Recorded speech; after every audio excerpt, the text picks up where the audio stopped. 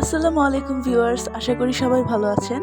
এখানে সকালবেলা ঘুম থেকে ওঠার পর আমার ঘর একটু এলোমেলো হয়ে আছে। আম্মু বাবা ঘুম থেকে ওঠার পর আমি বিছানাগুলো গুছিয়ে নিলাম। এই তো আমার গোছানো হয়ে গেছে।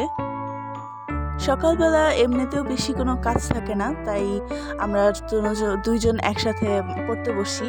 কিন্তু আজকে আমি পড়তে বসিনি, আমি একটু ছাদে গিয়েছিলাম ঘুরতে। সকাল সকাল খুব সুন্দর রোদ উঠেছিল আর আকাশটা দেখেও খুবই পরিষ্কার ছিল। দেখতেও খুব সুন্দর লাগছিল। আমি সেখানে কিছুক্ষণ ঘোরাঘুরি করেছি, তারপর ঘরে এসে পড়তে বসেছি।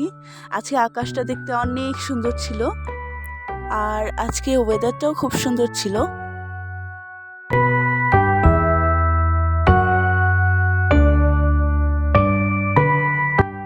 তারপর ঘরে এসে আমি আর আমার বোন একসাথে পড়তে বসলাম। আর কিছুদিন পরেই আমাদের পরীক্ষা, তাই ইদানিং আমরা পড়াশোনায় একটু বেশি সময় দেওয়ার চেষ্টা করছি।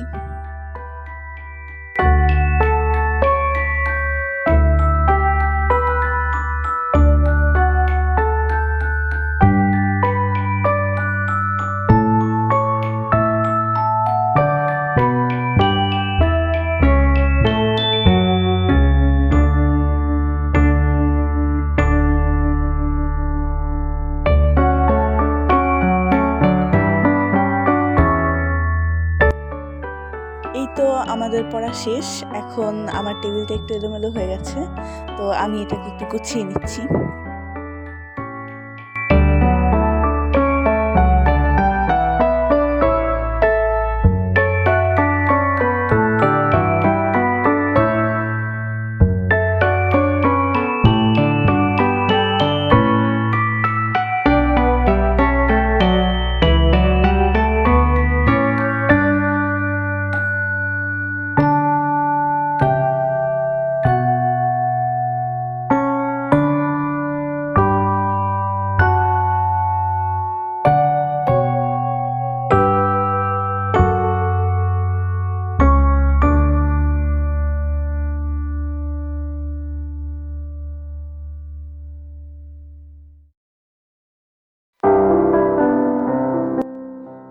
আমাদের কিউট আর সুন্দর মিষ্টি দুইটা পাখি আছে।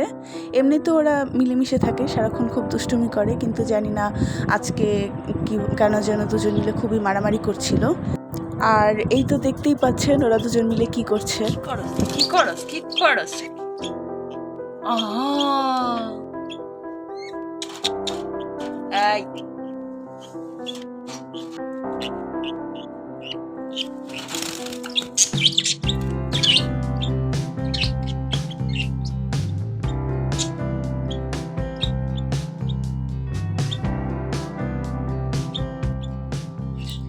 এরপর বিকালবেলা আমি ছাদে গিয়েছিলাম। আজকে ওয়েদারটা খুবই সুন্দর ছিল, দেখতেই পাচ্ছেন চারপাশটা খুবই সুন্দর লাগছে।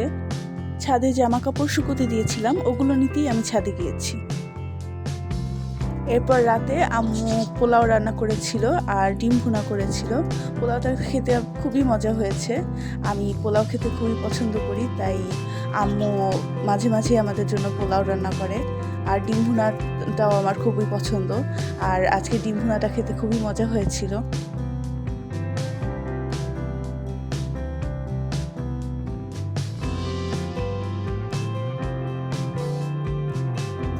আমার পাশের বাসার দুটি মেয়ের স্কুলে মানচিত্র আর্ট করতে বলেছিল, তো ওরা পারে না, তাই আমার বোনের কাছে এসেছে। আমার বোন আবার খুব ভালো ছবি আর্ট করতে পারে, তো ও আবার ওদেরকে আর্ট করে দিয়েছিল।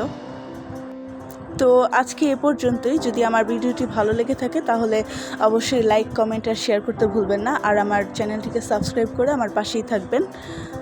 আজকে এ পর্যন্তই। আল্লাহ হাফেজ।